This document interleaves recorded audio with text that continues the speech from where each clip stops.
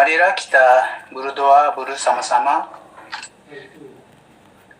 Yehovah Bapa kami yang di surga, semoga namamu disucikan.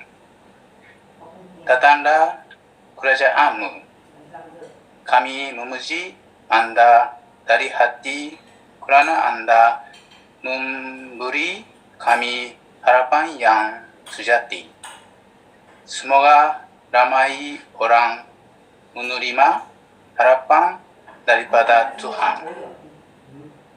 Hari ini kami sangat bergembira kerana kami boleh belajar tentang Anda. Bantulah kami supaya dapat paham kebenaran tentang Bible. Kami sampaikan doa ini melalui nama Yesus Kristus. Amin.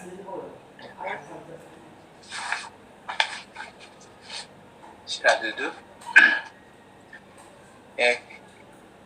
Kita menjemput saudara T untuk memberi ceramah bertajuk Sentiasa bersikap jujur. Sentiasa bersikap jujur. Silakan saudara T di pentas dulu. Terima kasih saudara Aki. Ya. Adakah pandangan anda tentang kejujuran sama dengan pandangan Tuhan? Nama Tuhan adalah Yehovah ya, Yehovah dari Bible. Bersikap jujur bererti bercakap benar. Kita tahu sedihnya bercakap benar berarti berterus terang, ikhlas dan tidak licik. Kita tahu seluruh dunia penuh dengan orang yang tidak jujur dan suka menipu. Yehovah ialah Tuhan yang suka akan kebenaran. So di sini kita ada Yehovah iaitu Tuhan Bible dan dia suka kejujuran. Dan di sini iaitu Syaitan, bapa segala dusta. So dia selalu suka menipu dan dia Tuhan sementara dunia. So kita lihat sekarang dunia banyak ada penipuan. Tapi Yehovah mau kita jujur. Yehovah membenci orang yang tidak jujur. So sesiapa macam kita, kerana kita mau menyembah Yehovah, kita mesti sentiasa jujur. Ya, kenapa? Mari kita baca ya. Ibrani bab 13 ayat 18. Ibrani ya. Bab 13 18. Ini diambil dari terjemahan Dunia Baru ya.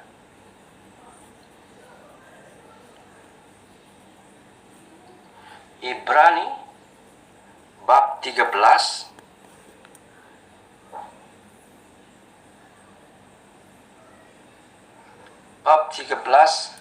ayat 18. Sini berkata,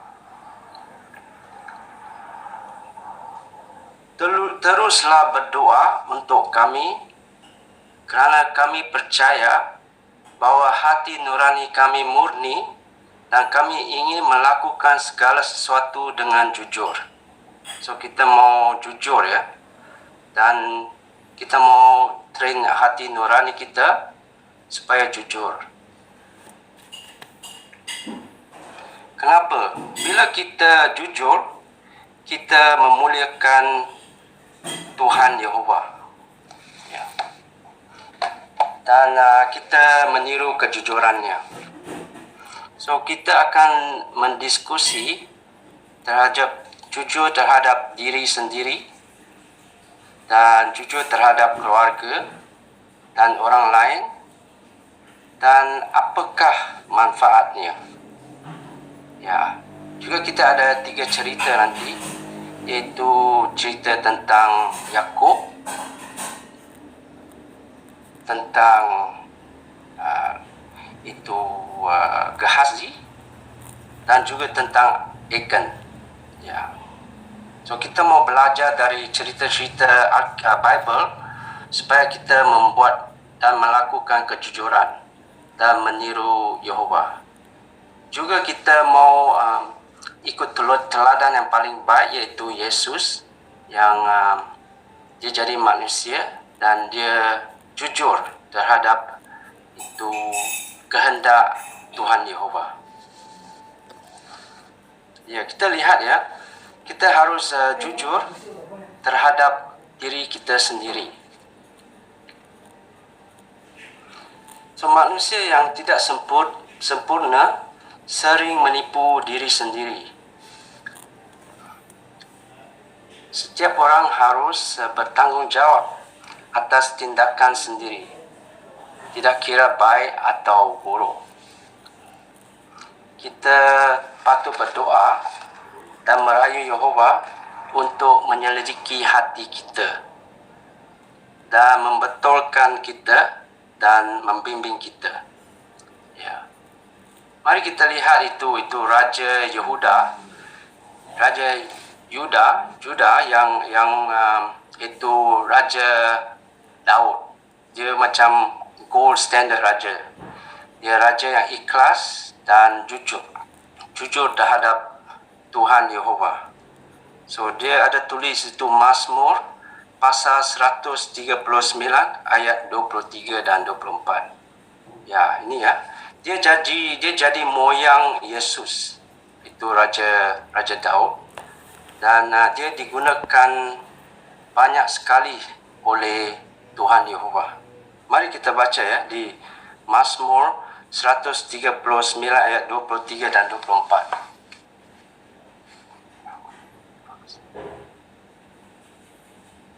Mazmur 139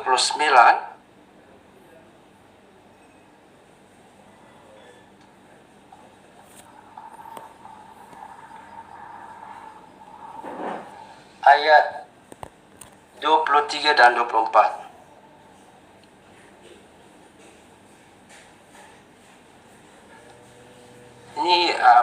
Ini Raja Daud. Dia menggunakan dalam bahasa Inggris, dia kata word picture atau ayat gambar. Itu ayat dia pakai untuk melukiskan gambar. Dia kata, "Ya Tuhan, selidikilah aku dan selamilah hatiku. Periksalah aku dan ketahuilah kerunsinganku." Dia tahu itu hati adalah keinginan seseorang. So, kita dari hati ada keinginan kita. Dia kata ayat 24, "Periksalah sama ada terdapat kecenderungan yang salah dalam diriku, dan pimpinlah aku ke jalan yang abadi." So dia suruh Tuhan Yehova untuk menyelidiknya. Kerana dari hati adalah keinginan dan juga itu apa yang kita mau buat itu datang dari hati. So kita mau jujur dari hati. Seperti kita ikut itu Daud ya. So dari hati.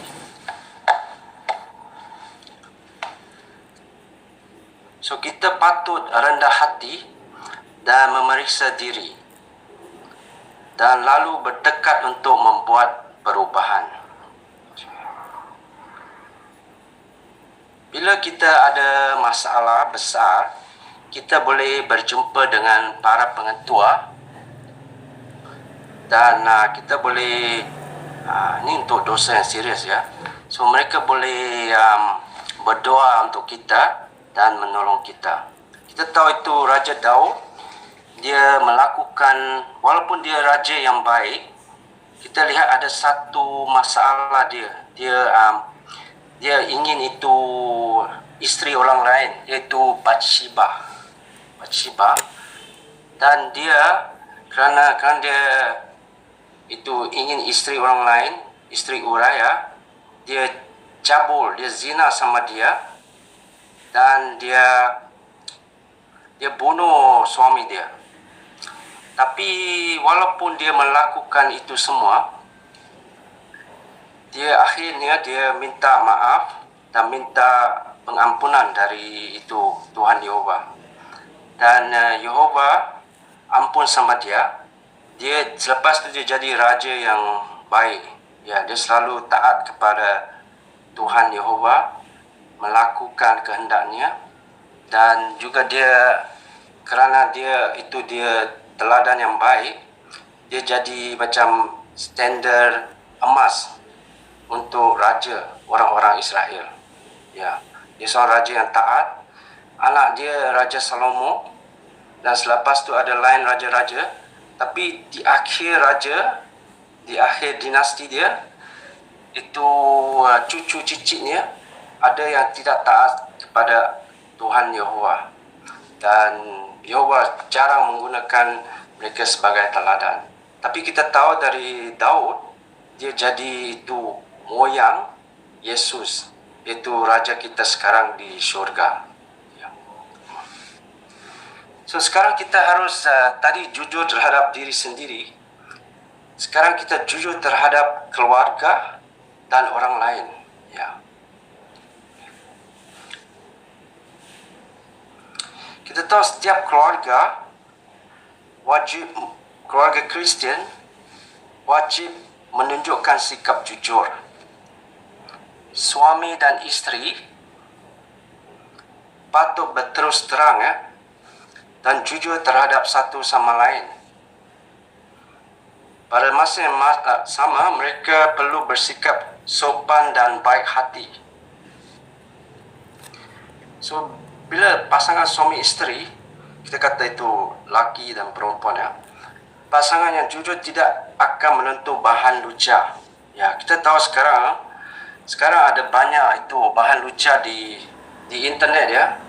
Dulu jika mau bahan lucah, you kena pergi luar negeri, itu bawa itu magazine, itu dari itu kapal terbang, and then kena smuggle masuk dalam. Ya, kadang-kadang custom itu confiscate. Tapi sekarang internet senang dapat itu bahan-bahan bacaan yang lucah ya. Dan tengok juga movie juga. So pasangan suami isteri ini untuk semua orang, bukan saja suami isteri. Kita harus berhati-hati ya. Mungkin bila nampak itu kita kena tutup ya, atau tengok channel lain ya. Atau menjalin hubungan sulit ya. So hubungan sulit mungkin dengan pekerja-pekerja di rumah yang bukan suami isteri ya. So sekarang kita ada ibu bapa. Itu keluarga dari ibu bapa harus mengajar anak-anak mereka untuk bersikap jujur dalam perbuatan dan pertuturan. Mereka boleh menggunakan contoh yang baik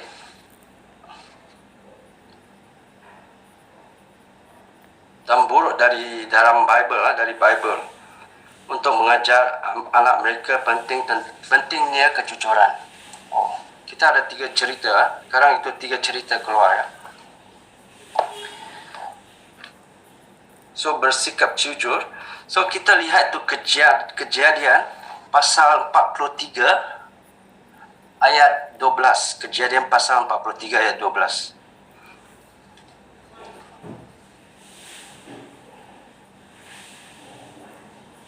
Kejadian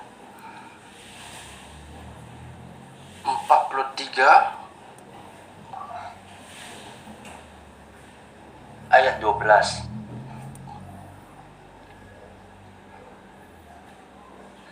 Selain itu, ini Yakub yang cakap ya. Yakub itu cucu Abraham dan anak kepada Ishak.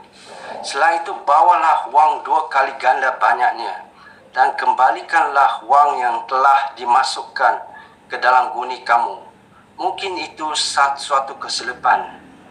So cerita ini macam ni, ini mereka mau kali kedua pergi dari tanah Kanaan ke Mesir untuk mengambil barang, itu gandum atau makanan untuk keluarga Yakub. Sekarang kerana ada kemarau besar. Tapi kita tahu cerita Yakub macam ni ya. Ya. Yakub dia dulu dia kena ditipu oleh bapa mertuanya Laban. Ya. So ini kalau bapa mertua dia.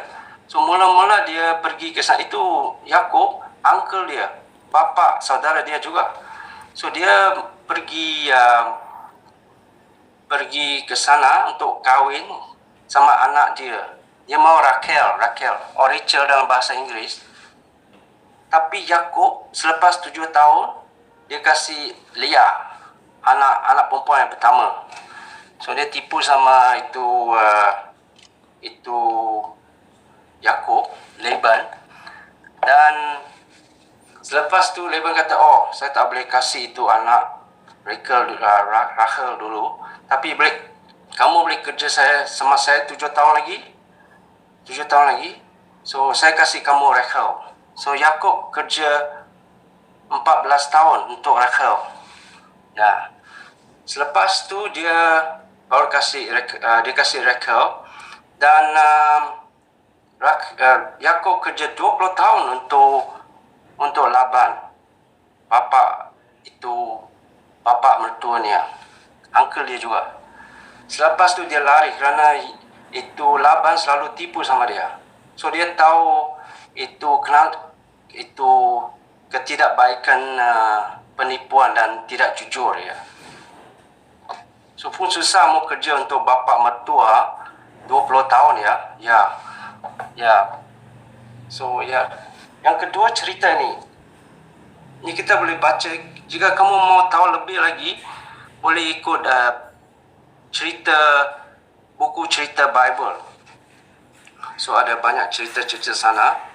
So kamu boleh ikut itu cerita dari buku cerita Bible. Dan juga kita tahu Yakub, dia ada keluarga yang muda. Dan kita tahu itu Dina, anak perempuannya di Rogol. Dan itu seluruh kampung kena itu, lelaki semua mati. So itu kita lihat itu Yakub pun susah sedikit. Dan kita lihat di Yosua pasal 6 ayat 17 sampai 19. Yosua ya pasal 6. Yosua pasal 6 17 sampai 19. Ini sangat penting kejujuran. Yosua pasal 6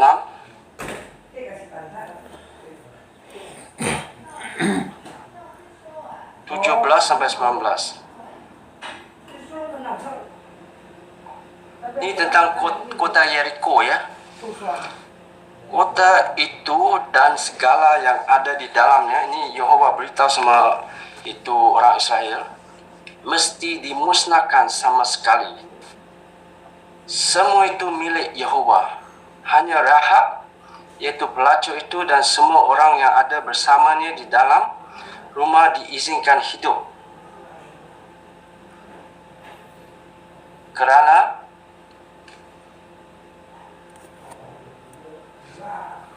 dia telah menyembunyikan pengintip kita. Tetapi kamu mesti menjauhi apa saja yang mesti dimusnahkan, supaya kamu tidak menginginkannya lalu mengambilnya. Jika kamu mengambil sesuatu yang mesti dimusnahkan, kamu akan mendatangkan malapetaka kepada perkemahan orang Israel, lalu menyebabkan mereka semua dimusnahkan. Semua emas, perak dan benda-benda yang diperbuat daripada tembaga dan besi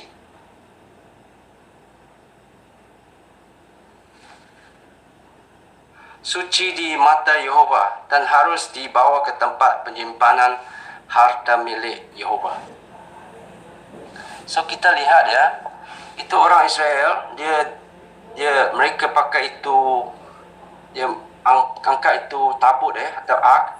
Dia jalan macam 6 kali setiap hari.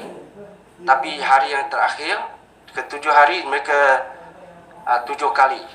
So selepas tu mereka tiap-tiap itu kota pun jatuh, itu tembok semua runtuh. Ya, ini kerana mukjizat dari Yehova. So selalu tak ada orang mati. Ya, tapi selepas tu mereka pergi lawan itu air. Itu dia mau ambil air, tapi lebih dari 1 orang mati. Selalu tak ada orang mati.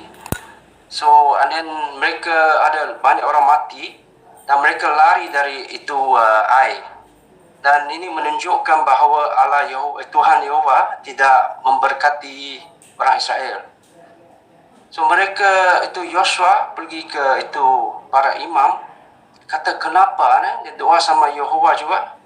Dan Yehova kata ada 1 orang ambil barang saya. So mereka pergi satu. Akhirnya ke keluarga Achan. Dan Achan dia ambil itu jubah dan dia ambil 1 bag emas dan taruh di bawah perkemahan dia, di tempat dia tinggal dia. So jika anak dia dan akhirnya dia orang semua mati kerana dia sudah curi dari Tuhan Yehova. Tuhan Yehova kata tak boleh ambil ni. Ini semua suci. Itu emas semua kena ke tempat sembahyang. Ya. So kita lihat kerana mereka tidak dengar dan kerana anak mereka juga tidak cakap, oh bapa, ini tak boleh nak, mana boleh ambil ini barang. Kita mati. Ini dia Yehova dia sangat strict sama ni. So jika itu anak dia mereka jujur semua, mereka tidak ada akibat macam tu ya. Tidak ada kematian dibuang batu lagi ya. So kita lihat kejujuran itu sangat penting. Ya. Lagi satu kita lihat di itu Achan, itu apa? Gehazi ya. Gehazi kita lihat di 2 Raja pasal 5 14 sampai 16. Tak ada baca sini, kita ceritakan itu ceritanya. Cerita begini. Itu ada nabi nama dia Elisa.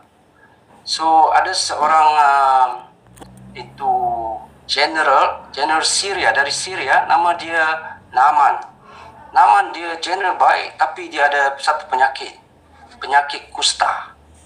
So ada satu perempuan Israel kecil, saya fikir dia yatim piatu. Dia cakap sama isteri Naaman, ada seorang nabi yang boleh menolong tuan Naaman. So dia pergi ke Nabi Elisa menyembuhkan dia. Tapi penolong Elisa dia bohong, dia tidak jujur. Dia mau barang dari itu Naaman, tapi Elisa tidak mau apa-apa barang. So dia tipu sama Naaman dan akhirnya dia balik ke Elisa dan Elisa kata, kenapa kamu ambil barang dari dia? Nah, so kerana itu akhirnya Gehazi kena penyakit kusta. Ya, kita lihat akibatnya ya. Kerana tidak jujur. Gehazi, Achan dan keluarganya kerana tidak jujur, dan juga Laban ya. Ya. So kita tidak mau itu kerana itu tidak memurnikan Yehova dan ini menyakitkan orang lain juga ya. Ya. So ya, siapa mau kena tipu no? Ya. So kita harus menggunakan teladan ya dari Alkitab, dari Bible untuk menolong keluarga kita sendiri juga ya. Kita juga harus bersikap jujur terhadap semua orang, termasuk rakan seiman. Juga dari itu Kingdom Hall juga ya, kita harus jujur. Dan kita jangan menyebarkan kabar angin dan memfitnah orang lain. Seperti gosip ya.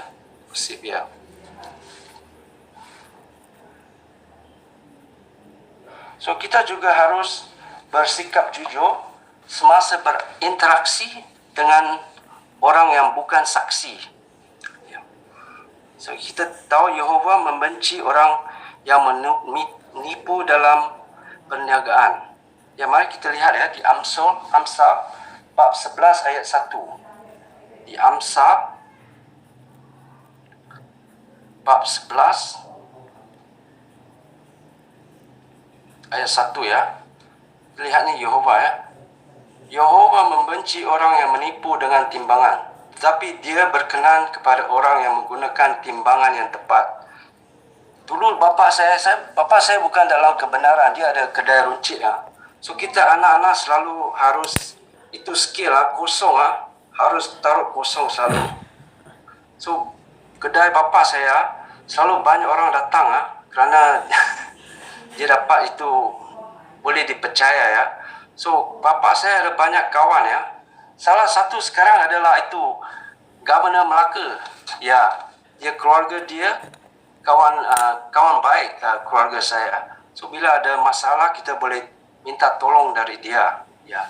Kita lihat sangat penting kerana kejujuran itu membuat kita ada banyak kawan-kawan yang baik ya, banyak teman-teman yang baik. Juga dalam kebenaran kita ada banyak kawan-kawan yang baik ya. Ya. Dan juga kita lihat ya, kita juga harus patut jujur berurusan dengan pihak kerajaan ya. Ya.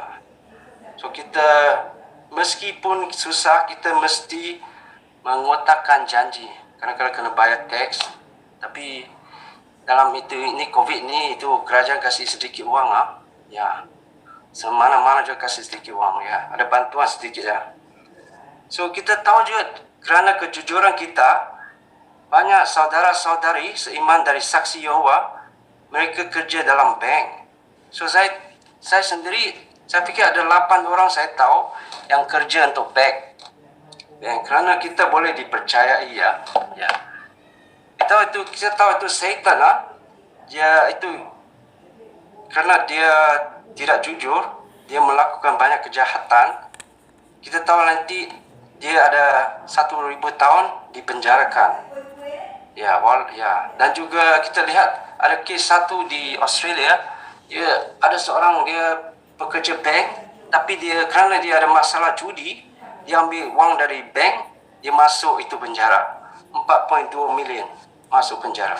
Dan kita tahu mungkin itu ahli politik juga di Malaysia makan wang kerana melakukan tidak jujur, akibatnya masuk penjara. Kita tidak mau macam itu ya. Okay. So manfaat bersikap jujur. Orang yang jujur mempunyai hati nurani yang murni dan hubungan yang baik dengan orang lain. Penting ya. Banyak kawan-kawan yang baik di saksi-saksi Yehova. Ya, dan juga di dunia juga banyak kawan-kawan yang baik kerana kita jujur. Kita boleh harap. Kejujuran kita boleh menarik minat orang terhadap kebenaran. Kejujuran kita juga menjalin persahabatan dengan Yehova. So, Yehova berjanji untuk menjaga orang yang jujur dan tidak tamak. Ya, kita lihat ya, orang jujur tidak. Dan kita tahu ya, Yehova ada janji untuk kita ya. Apakah janjinya? Bila dia berjanji ya akan memberikan kita kehidupan abadi. Kita akan muda selama-lamanya. Dan kepada orang yang mengikut prinsip-prinsip Bible. Kita tahu ya, satu barang Tuhan Yehova tak boleh buat. Apa tu? Kamu mau tahu tak? Satu barang Tuhan boleh buat semua bukan? Satu barang tak boleh. Apa tu? Mari kita lihat ya.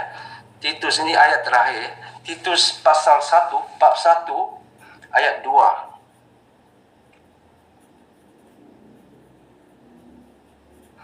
Titus ya.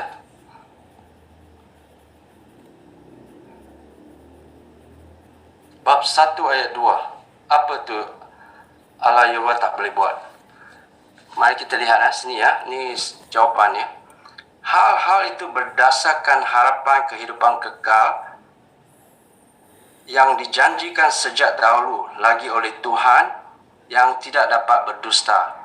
Tuhan boleh buat itu, laut merah buka, itu COVID akan dimusnahkan, syaitan dimusnahkan. Tapi ini dia tak boleh buat. Itu dia tidak boleh bohong. Ya, kita lihat ya.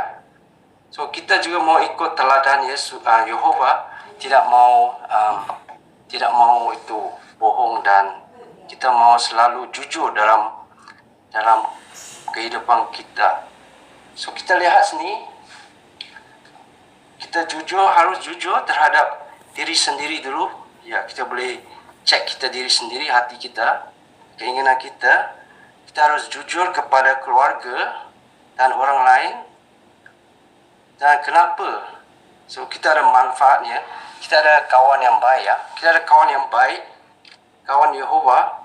Dia memberikan anaknya Yesus sebagai korban tebusan, dan dia jujur ya terhadap kehendaknya. So walaupun dia rugi, anak dia harus mati 3 hari, walaupun dia sedih untuk 3 hari masa manusia, tapi kerana dia jujur, dia kasih anak dia mati, dan kita dapat kehidupan abadi. Ya. Mari kita ikut teladan Yehova dan Yesus dan selalu jujur dalam urusan kita. Terima kasih.